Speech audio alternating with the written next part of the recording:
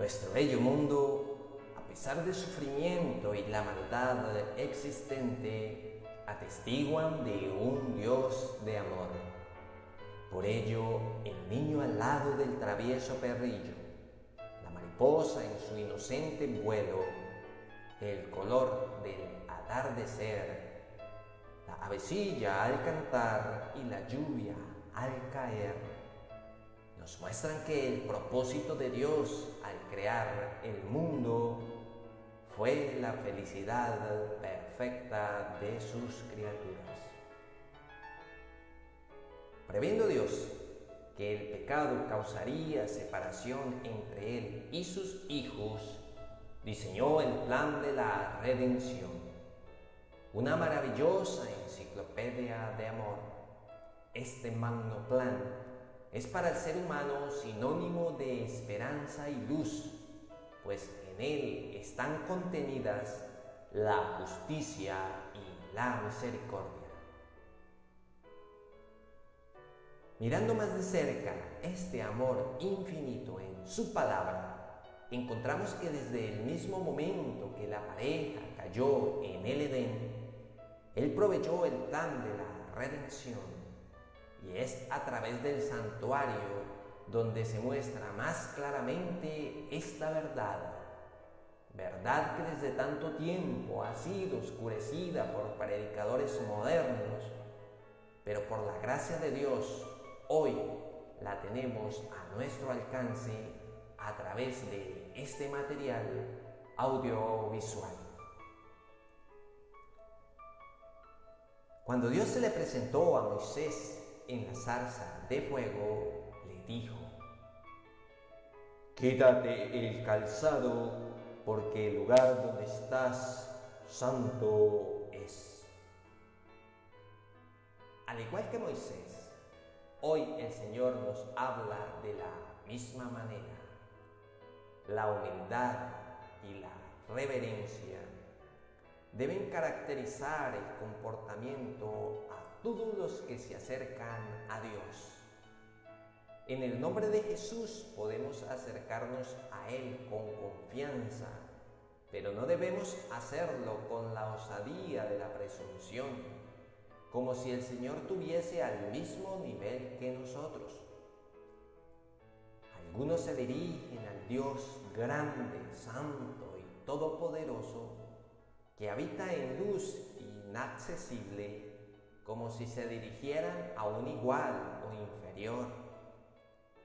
Hay quienes se comportan en la casa de Dios como no se atreverían a hacerlo en la sala de audiencia de un soberano terrenal. Los tales debieran recordar que están ante la vista de aquel a quienes los serafines adoran y ante quienes los ángeles cubren su rostro. A Dios se le debe reverenciar grandemente. Todo el que verdaderamente reconozca su presencia se inclinará humildemente ante Él, y como Jacob cuando contempló la visión de Dios, exclamará: «¡Cuán terrible es este lugar! No es otra cosa que casa de Dios y puerta del cielo».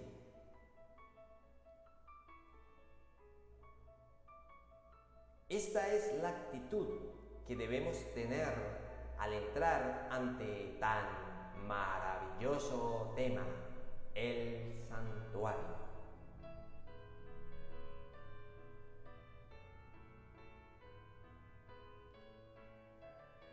Cuando el hombre se apartó de Dios, quedó condenado a la muerte eterna.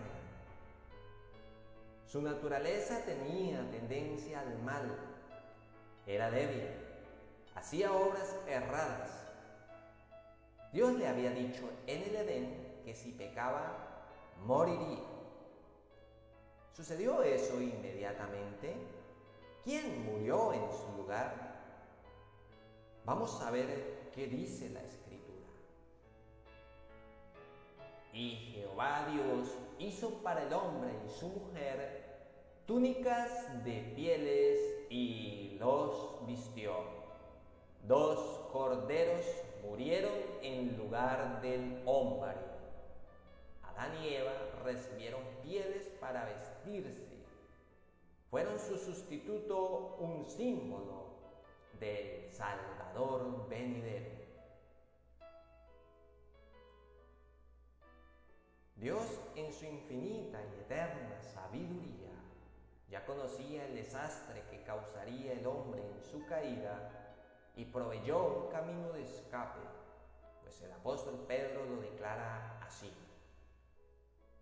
pues ya sabéis que fuiste rescatados de vuestra vana manera de vivir, con la sangre preciosa de Cristo, como de un cordero sin mancha y sin contaminación, el cual estaba destinado desde antes de la fundación del mundo. El hombre no cristiano es impotente para erradicar los males personales y sociales. No encuentra un significado satisfactorio en su vida presente, ni tampoco tiene una esperanza viva para el porvenir. La sangre preciosa de Cristo es impar, lo que hace que la redención que pagó el Salvador sea infinitamente mayor que cualquier otro. Sin duda, solo la sangre de Cristo puede salvarnos del pecado. La presentación de Cristo como el Cordero Redentor no fue un plan de emergencia, introducido para hacer frente ante un cambio improvisto de circunstancias, sino que fue parte del propósito eterno de Dios. La palabra inspirada nos dice que solamente con sangre podía ser expiada la culpa, pues el apóstol lo declara así. Y según la ley, casi todo es purificado con sangre, y sin derramamiento de sangre no hay remisión. La gran verdad que enseñaba la descripción de que era necesario el derramamiento de sangre para el perdón era que la salvación de los seres humanos exigía en su debido tiempo la muerte del Hijo de Dios. Cada sacrificio de animales anticipaba el supremo sacrificio del Cordero de Dios que quita el pecado del mundo. Por eso, el sacrificio de Abel fue aceptado y el de Caín no lo fue. El pecador traía un animal que moría en su lugar. El poner las manos sobre su cabeza representaba que confesaba su culpa y transfería su pecado. Dios se revela al hombre. Dios sacó a Israel de Egipto, le guió a la tierra prometida en forma providencial, les reveló su voluntad y les hizo conocer su ley. Luego, ¿qué orden dio Dios a Moisés en una visión? La Biblia nos declara lo siguiente: me harán un santuario y habitaré en medio de ellos. Hazlo conforme al modelo que se te ha mostrado en el monte.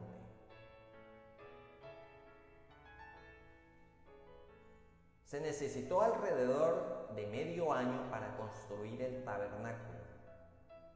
Cuando se terminó, Moisés examinó toda la obra de los constructores, comparándola con el modelo que se le había mostrado en el monte y con las visiones que había recibido de Dios.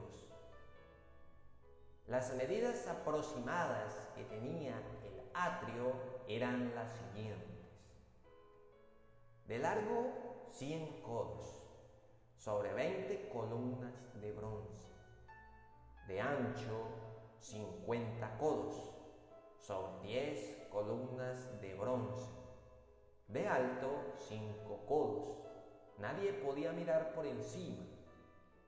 Las características del santuario eran de largo 13 metros con 50, de ancho 6 metros y de alto 5 metros. Estaba construido de tablas de madera de acacia revestida de oro. Esos dos materiales representan la unión de lo divino con lo humano en la persona de Jesucristo. La madera representa a Cristo como hombre y el oro representa a Cristo como Dios. Estaba cubierto por 4 alfombras. Al exterior, pieles de tejones, marrón y negro sin mayor apariencia.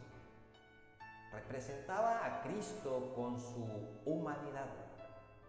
Le seguía una de piel de carnero teñida de rojo. Simboliza a Cristo en su sufrimiento. Otra de pelo de cabra blanco. Representa a Cristo en su pureza. La última, de lino torcido, azul, púrpura y carmesí, color de reyes, representa a Cristo como Rey. Estos ofrecían completa protección al santuario. El tabernáculo estaba dividido en 3 partes: atrio, lugar santo y lugar santísimo. Dentro de ellos había 7 elementos que se proyectan a nuestro tiempo: la puerta, el altar de los sacrificios,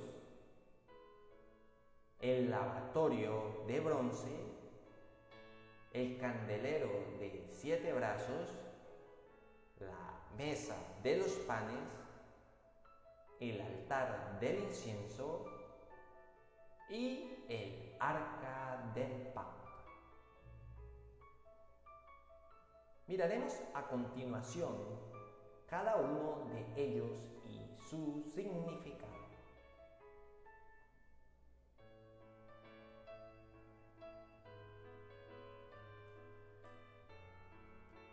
La puerta. En Éxodo capítulo 27, versículo 16, nos dice: y para la puerta del atrio habrá una cortina de 20 codos, de azul, púrpura y carmesí, y lino torcido, de obra del recamarador. Sus columnas, 4 con sus 4 basas. La parte central del lado oriental del atrio constituía la parte del atrio. Tenía 9 metros de ancho. A cada lado de ella habían cortinas. La cortina de la puerta estaba hecha del mismo material que el velo y la puerta del tabernáculo. La puerta era hermosa. Sus colores eran azul, púrpura y carmesí, de lino torcido sobre sus 4 columnas.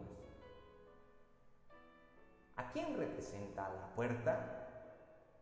La Biblia responde: yo soy la puerta, el que por mí entrare será salvo, y entrará y saldrá, y hallará pastos. No hay duda que la puerta es Jesús. Es decir, la puerta por la cual entran las ovejas. Ahora declara que Él es la única verdadera entrada al redil espiritual. Solo mediante Cristo es posible el acceso al reino espiritual. Los que representan cualquier otro medio para llegar a Dios son falsos pastores, falsos maestros. Tales eran los fariseos a quienes se dirigieron estas palabras. se aferraban a la enseñanza de que la salvación es alcanzada por los que observan la Torá. Rechazaron a Jesús, el camino, la verdad y la vida, y trataron de impedir que otros pudieran aceptarlo. En la carta a los Efesios, capítulo 2, versículo 18, el apóstol Pablo nos dice: porque por medio de él, los unos y los otros, tenemos entrada por un mismo espíritu al Padre. Y en palabras del Señor Jesús nos dice: yo soy la puerta, el que por mí entrare será salvo.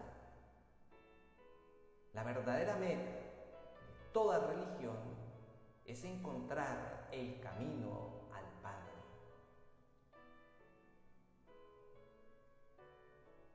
En la primera carta de Timoteo, capítulo 2, verso 5, nos dice: porque hay un solo Dios y un solo mediador entre Dios y los hombres, Jesucristo hombre. La universidad del cristianismo se amplía con el reconocimiento de la soberanía divina de Dios sobre todo el universo. El pecador puede ser reconciliado con Dios solo mediante Jesús. Dios no necesita ser reconciliado con el hombre, pues su voluntad fue la que inició el plan de la salvación. Además, proporcionó el medio de la salvación con la vida y muerte de Cristo. Pablo excluye claramente la necesidad de mediadores humanos y el supuesto valor que algunos han atribuido a esa supuesta mediación o intersección. Un énfasis en la naturaleza de Cristo como hombre. Jesús no representaba a ningún nivel social o nación en particular, sino a toda la humanidad, sin distinción de ninguna clase. Surge una pregunta: ¿por qué tan ancha la puerta? El apóstol Pablo nuevamente responde: porque esto es bueno y agradable delante de Dios nuestro Salvador, el cual quiere que todos los hombres sean salvos y vengan al conocimiento de la verdad. Vivir una vida consecuente con el mensaje cristiano, en conjunción con un interés ferviente y discreto por el bienestar espiritual y material de todos los hombres, cumple con el ideal de Dios para con sus hijos. Nadie podría salvarse si Dios no tuviera el propósito de perdonar y restaurar a los pecadores arrepentidos, puesto que el amor de Dios no excluye a nadie de la oportunidad de la salvación. Todos los que fielmente se pierdan sufrirán las consecuencias de no haber aceptado las invitaciones del amor de Dios.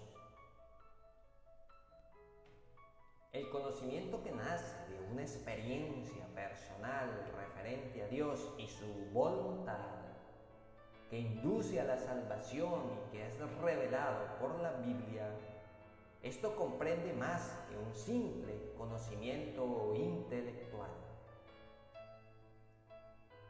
Las 4 columnas representan a Cristo revelado en los 4 evangelios. Su invitación es universal, los 4 puntos cardinales para que sean salvos.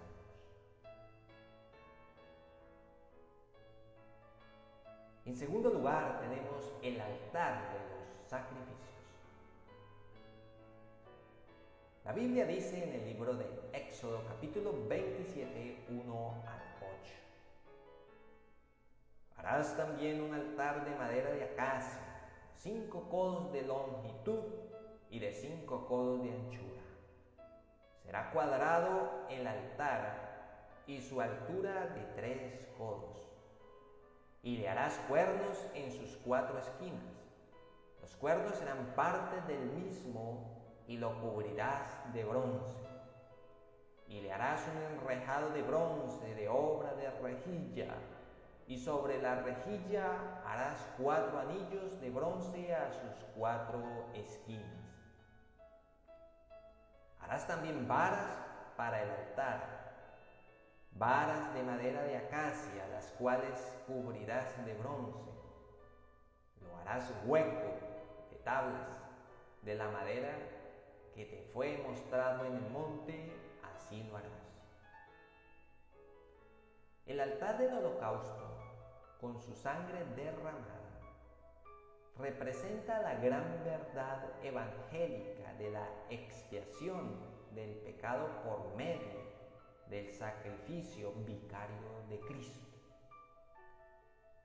La misma posición de este altar, junto a la puerta del atrio, indica que la primera necesidad del pecador es que sus pecados sean lavados por la sangre de Cristo, y que hasta que se haya hecho eso, no debe ni siquiera adorar a Dios, ni aún entrar en su presencia. Sin derramamiento de sangre no hay remisión de pecados. El altar era testigo de la culpa del hombre y de su necesidad de expiación y reconciliación. Luego le aseguraba que ya eso se había logrado. Y le harás cuernos. Estos sobresalían de las 4 esquinas superiores del altar. Las palabras parte del mismo indican que los cuernos formaban parte del altar y no eran añadidos. El sacerdote debía tocar esos cuernos con el dedo ensangrentado con la sangre del sacrificio por el pecado. Algunas veces se ataban a esos cuernos los animales que iban a ser sacrificados. El criminal en busca de refugio podía asirse de ellos. Los cuernos llegaron a ser símbolo de la fuerza o poder. Con este sentido, David se refiere a Dios como cuerno de mi salud. Dentro del armazón del altar calzaba un enrejado o parrilla de bronce a la mitad de la altura del altar. En las 4 esquinas de este enrejado de bronce había anillos por las cuales pasaban varas recubiertas de bronce que facilitaban el transporte del altar. El pecador, al colocar las manos sobre la cabeza del animal, transfería su culpa al inocente que moría en su lugar.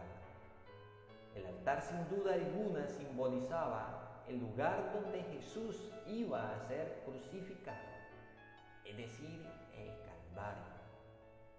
El apóstol Juan, al verlo, dijo: «He aquí el Cordero de Dios que quita el pecado del mundo».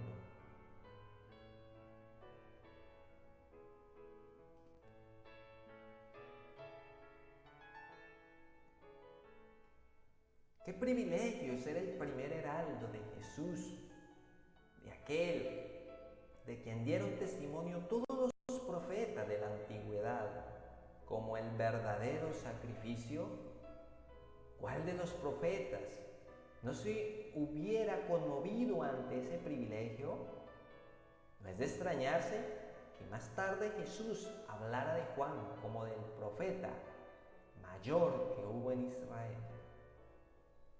Mediante la figura de un cordero, Juan identifica al Mesías sufriente como aquel en quien se hace real y tiene significado el sistema de sacrificios de los tiempos del Antiguo Testamento. En la presencia divina y en el propósito de Dios, Él era el Cordero que fue inmolado desde el principio del mundo.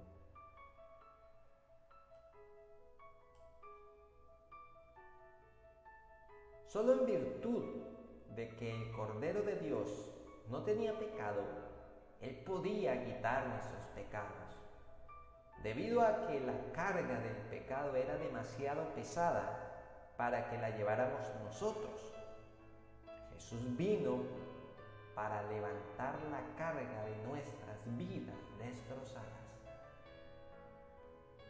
El sacrificio debía ser un animal perfecto y sin mancha. Cristo no tuvo pecado. La Biblia lo declara así: sino con la sangre preciosa de Cristo, como de un cordero sin mancha y sin contaminación. La sangre preciosa de Cristo es sin par, lo que hace que la redención que pagó el Salvador sea infinitamente mayor que cualquier otra. Sin duda alguna, solo la sangre de Cristo puede redimirnos del pecado. En el Antiguo Testamento se habla de la perfección física del cordero que se ofrecía en sacrificio. Esa cualidad se destaca también en el Nuevo Testamento como un símbolo de la perfección moral de Cristo, que lo capacitó para ser el cordero que Dios había ofrecido en sacrificio digno y capaz de expiar a la raza humana. En Hebreos 4:15 nos dice su palabra: porque no tenemos un sumo sacerdote que no pueda compadecerse de nuestras debilidades, sino uno que fue tentado en todo según nuestra semejanza, pero sin pecado. En una forma misteriosa que no podemos comprender, nuestro Señor soportó todo el peso de cada tentación imaginable que el príncipe de este mundo pudo poner sobre Él, pero sin que en el menor grado, ni aún con un pensamiento, cediera ante cualquiera de ellas. Satanás no encontró en Jesús nada que obedeciera a sus astutas tentaciones. En todos los respectos, excepto en el pecado, se hizo uno con nosotros. Aquí radica el insondable misterio de la perfecta vida de nuestro Salvador. La naturaleza humana fue conducida por primera vez a la victoria sobre la tendencia natural al pecado. Y a causa de la victoria de Cristo sobre el pecado, nosotros también podemos triunfar sobre él. En él podemos ser más que vencedores, pues Dios nos da la victoria por medio de nuestro Señor Jesucristo, tanto sobre el pecado como sobre su paga o consecuencia, la muerte.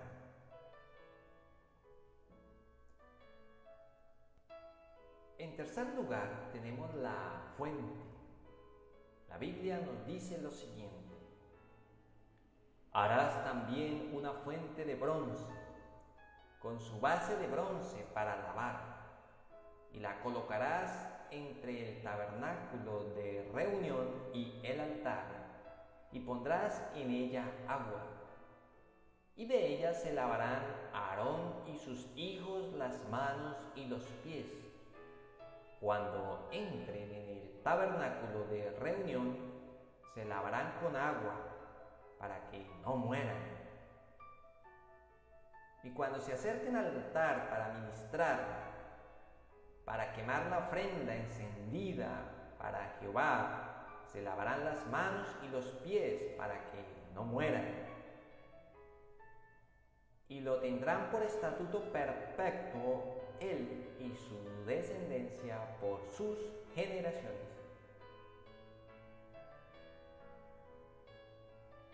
No se dice nada en cuanto a la forma o el tamaño. fue hecha del bronce de los espejos que las mujeres de Israel dieron como ofrenda voluntaria. La fuente estaba colocada sobre una base de bronce en el atrio del tabernáculo, entre la entrada del tabernáculo y el altar de los holocaustos. La fuente representa el lavamiento de nuestros pecados por la fe en la sangre derramada de Cristo. El lavamiento de las manos y de los pies simbolizaba la reforma de la vida. ¿Qué debemos recibir para que sean lavados nuestros pecados? La Biblia responde: ahora pues, ¿por qué te detienes? Levántate y bautízate y lava tus pecados invocando su nombre. La evidencia era suficiente. ¿Por qué debido a algunas formalidades tenía que postergar su decisión de ser cristiano? Bautízate, lava tus pecados. El bautismo es una ordenanza divinamente señalada, pero por sí mismo no es suficiente para lavar el pecado. La creencia, el arrepentimiento y la recepción del Espíritu Santo deben acompañar al acto exterior para hacerlo eficaz. La muerte de Cristo fue la que hizo posible la eliminación de la culpabilidad del pecado. Invocando, o sea, aceptando la salvación por medio de Cristo y entrando en su servicio. ¿Quién es el agua viva? Mas el que bebiere del agua que yo le daré, no tendrá sed jamás, sino que el agua que yo le daré será en él una fuente de agua que salte para vida eterna. La palabra yo es enfática y establece un clarísimo contraste entre el agua viva y el pozo de Jacob. No tendrás sed jamás, dice el Señor. Ahora se ve con claridad que es figurada el agua viva que Jesús ofrecía a la mujer. Esta agua satisface la sed que tiene el alma de mejores cosas que las que esta vida ofrece. Para vida eterna, el resultado de beber el agua viva es una vida que nunca termina. En cuarto lugar, tenemos la mesa de los panes de la proposición. Y le dijo Dios a Moisés: harás asimismo una mesa de madera de acacia, su longitud será de 2 codos, y de 1 codo su anchura, y de su altura de 1,5 codos. Y la cubrirás de oro puro, y le harás una cornisa de oro alrededor.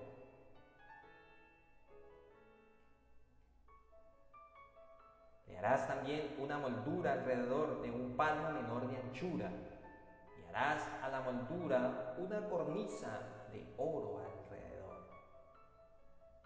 Y le harás 4 anillos de oro, los cuales pondrás en las 4 esquinas que corresponden a sus 4 patas.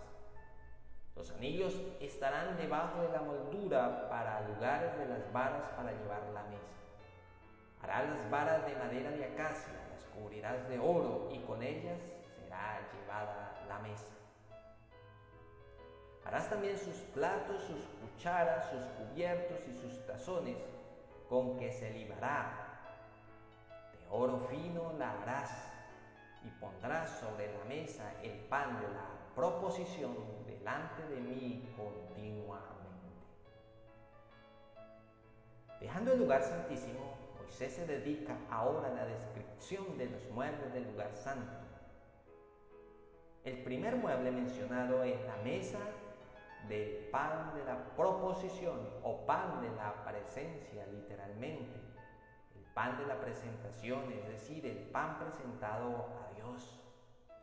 Al entrar en el tabernáculo, esa mesa estaba a la derecha, o o sea, al norte del lugar santo. El pan de la proposición consistía en 12 panes, renovados cada sábado. Los panes que se sacaban eran considerados sagrados y los comían los sacerdotes en el lugar santo. Estos 12 panes constituían una perpetua ofrenda de parte de las 12 tribus en señal de gratitud a Dios por las bendiciones recibidas diariamente de su mano. En un sentido más elevado, este pan señalaba a Cristo como pan espiritual, pues Él mismo dijo: Yo soy el pan vivo que descendió del cielo. Si alguno comiere de este pan, vivirá para siempre.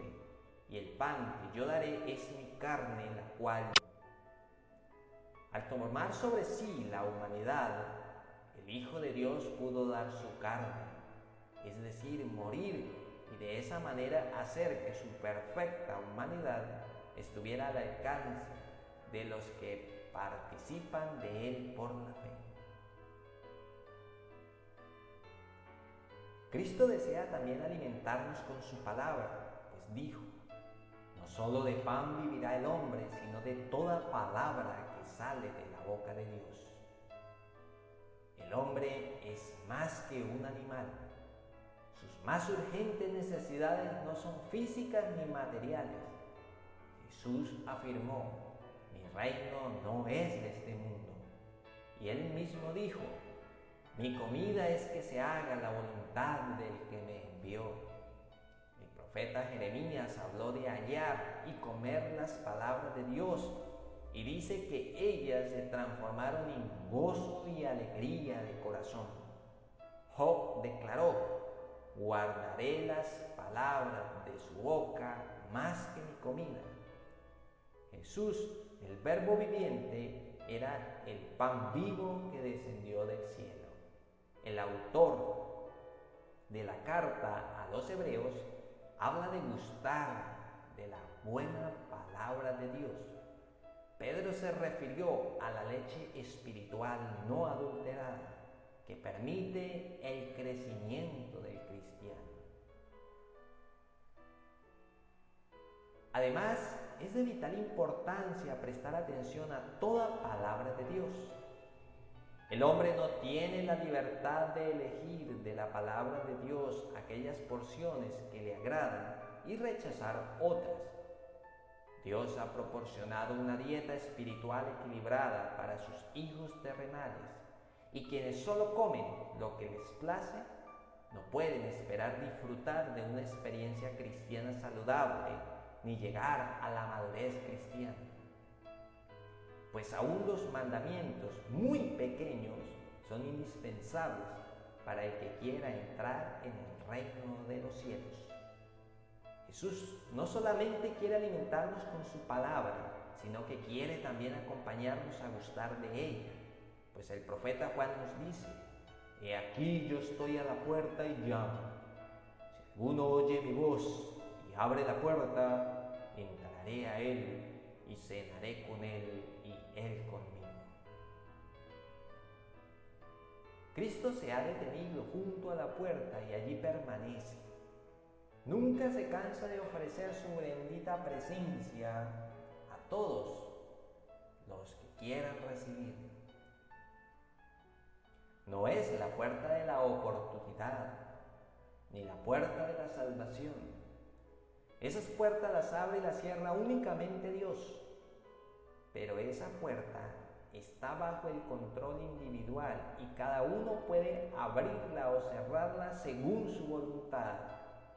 Cristo aguarda la decisión de cada persona porque es la puerta del alma. Cristo llama a la puerta de las emociones por medio de su amor, su palabra y sus providencias. Llama a la puerta de la mente por medio de su sabiduría.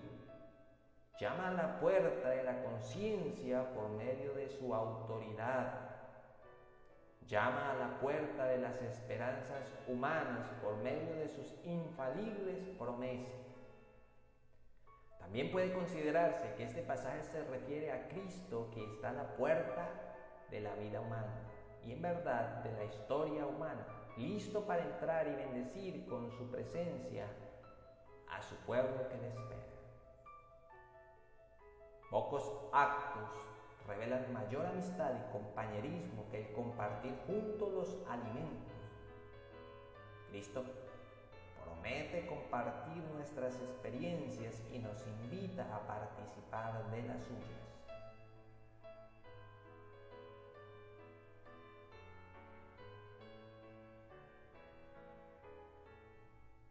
En quinto lugar, tenemos el candelero de 7 brazos. En el lugar santo también encontramos el candelero. La Biblia dice: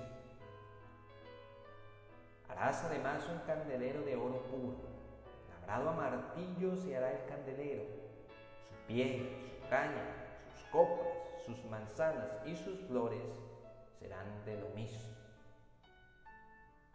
Y saldrán 6 brazos de sus lados, 3 brazos del candelero a un lado y 3 brazos al otro lado. 3 copas en forma de flor de almendro en un brazo, una manzana y una flor, y 3 copas en forma de flor de almendro en otro brazo, una manzana y una flor, y 3 copas en forma de almendro en otro brazo, una manzana y una flor, así en los 6 brazos que salen del candelero. Y en la caña central del candelero 4 copas en forma de flor de almendro, sus manzanas y sus flores. Habrá una manzana debajo de los 2 brazos del mismo, otra manzana debajo de otros 2 brazos del mismo y otra manzana debajo de los otros 2 brazos del mismo, así para los 6 brazos que salen del candelero. Sus manzanas y sus brazos serán de una pieza, todo ello una pieza labrada a martillo de oro puro. Y le harás 7 lamparillas, las cuales encenderás para que alumbren hacia adelante. También sus despabiladeras y sus platillos de oro puro, de un talento de oro fino lo harás, con todos estos utensilios. No se dan dimensiones del candelero, pero estaba hecho de oro macizo. Sus ramales estaban decorados con copas en forma de almendras, con manzanas y con flores. Una por una, las lámparas del candelero eran atendidas cada noche al ponerse el sol, y nuevamente a la mañana. Como el santuario no tenía ventanas, nunca quedaban todas apagadas a la vez. Al entrar el sacerdote en el lugar santo, el candelero estaba a su izquierda, es decir, hacia el sur.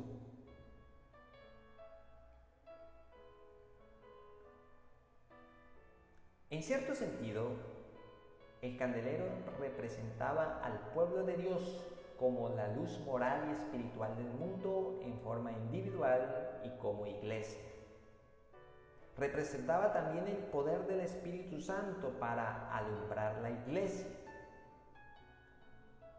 Sin embargo, en el más alto sentido posible, señala a nuestro Salvador y Señor Jesucristo, quien es la luz del mundo e imparte al alma toda buena dádiva y todo don perfecto que desciende del Padre de las luces.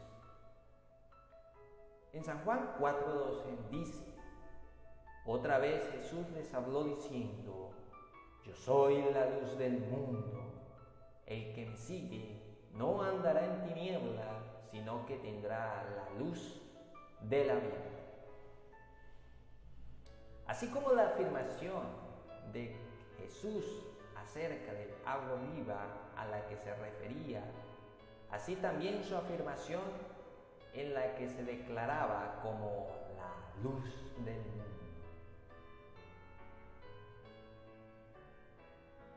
En griego el artículo definido precede tanto a vida como a luz. y de ese modo compara a luz con vida.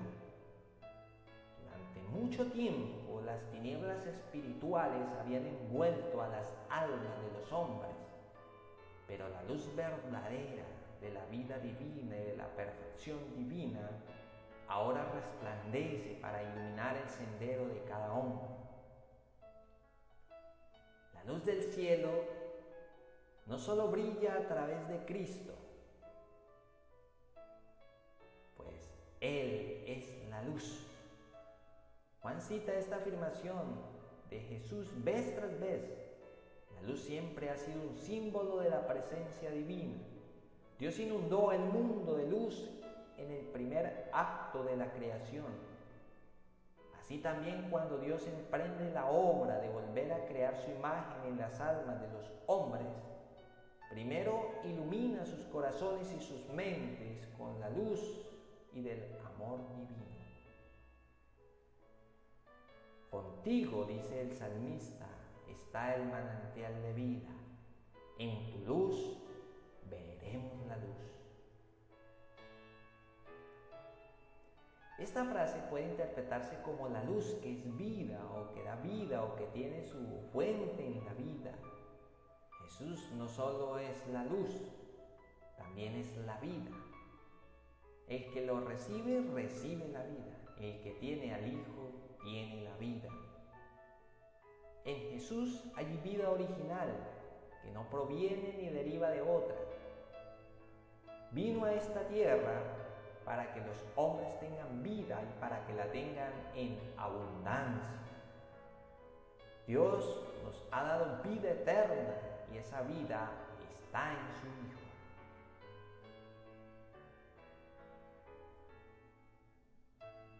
También el Señor nos alumbra a través de la Biblia, pues ella dice en el Salmo 119, 105: lámpara es a mis pies tu palabra y lumbrera a mi camino. La palabra de Dios ilumina el camino para que los creyentes puedan caminar seguros en las tinieblas espirituales de este mundo. El que tiene esta luz para que lo guíe, no tiene razón para tropezar, aunque esté acosado por el mal. El aceite de las lámparas representa el Espíritu Santo. La Biblia dice: he mirado y aquí un candelabro todo de oro, con un depósito encima, y sus 7 lámparas encima del candelabro, y 7 tubos para las lámparas que están encima de él. Y junto a él 2 olivos, el uno a la derecha del depósito y el otro a la izquierda. Proseguí y hablé, diciendo a aquel ángel que hablaba conmigo: ¿qué es esto, Señor mío? Y el ángel que hablaba conmigo respondió y me dijo: ¿no sabes qué es esto? Y dije: no, Señor mío. Entonces respondió y me dijo: esta es palabra de Jehová a Zorobabel, que dice: no con fuerza, sino con mi espíritu, ha dicho Jehová de los ejércitos. Este simbolismo evidentemente es tomado del candelabro del santuario. El candelabro del antiguo tabernáculo tenía 7 lamparillas. El aceite suministrado por los olivos simbolizaba al Espíritu Santo. Solo la gracia divina podía vencer todos los obstáculos que afrontaban los edificadores de Jerusalén. Zorobabel y sus compañeros estaban deprimidos por la reducida capacidad y escasos recursos para continuar con la obra de la restauración frente a la oposición de sus enemigos. La visión mostró que los propósitos de Dios para Israel se lograrían no con ejército ni con fuerza humana, sino mediante el Espíritu de Dios y el poder divino. En el libro de Mateo, capítulo 5, versículo 14 al 16, dice: Vosotros sois la luz del mundo. Una ciudad asentada sobre un monte no se puede esconder. Ni se enciende una luz y se pone debajo del almud, sino sobre el candelero, y alumbra a todos los que están en casa. Así alumbre vuestra luz delante de los hombres, para que vean vuestras buenas obras y glorifiquen a vuestro Padre que está en los cielos. Cuando Cristo y el Espíritu Santo viven en nosotros, seremos la luz del mundo. La luz siempre ha sido un símbolo de la presencia divina.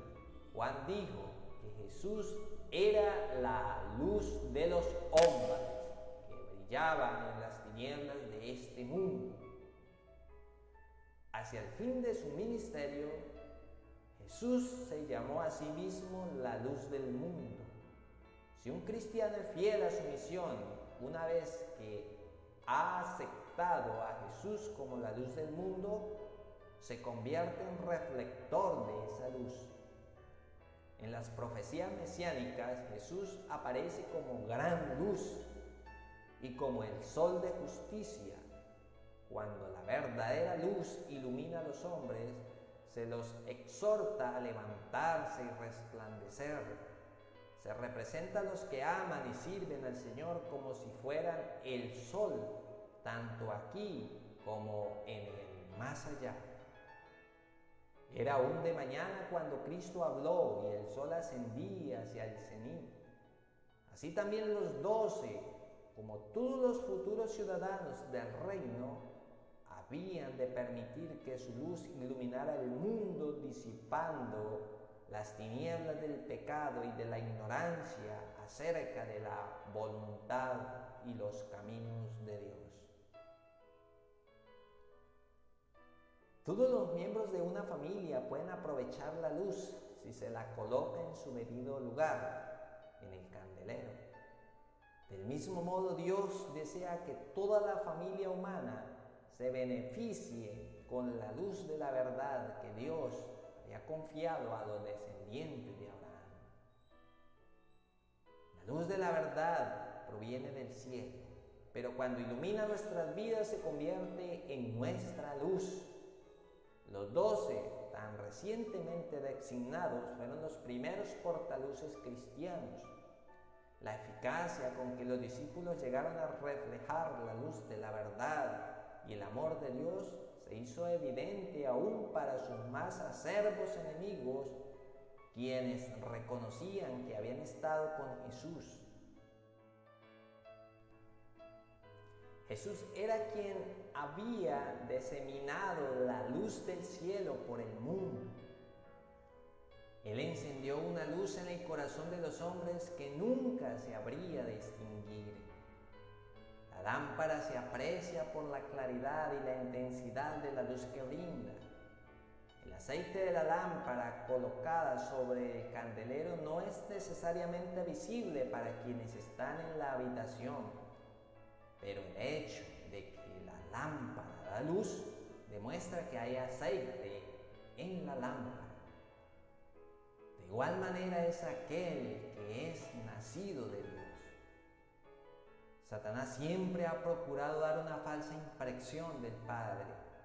Cristo vino a disipar las tinieblas y al revelar al Padre.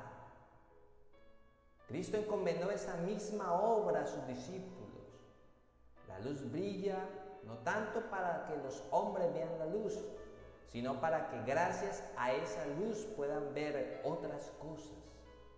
Nuestra luz debe brillar, no para que los hombres sean atraídos a nosotros, sino para que sean atraídos a Cristo, quien es la luz de la vida, y a las cosas que son dignas de verse.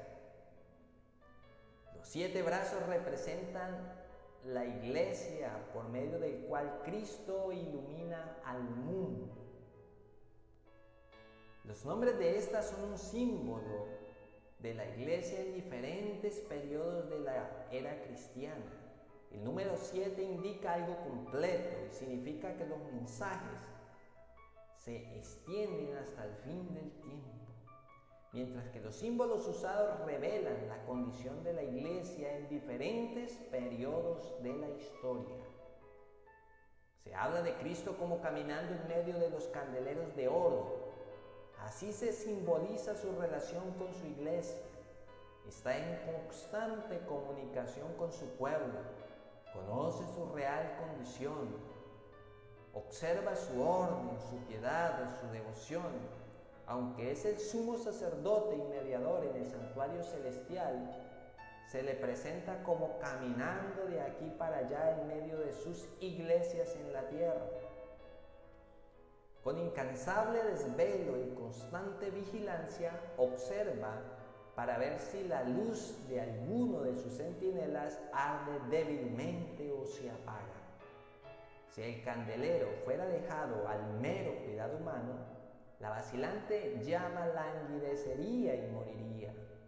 Pero Él es el verdadero centinela en la casa del Señor, el fiel guardián de los atrios del templo.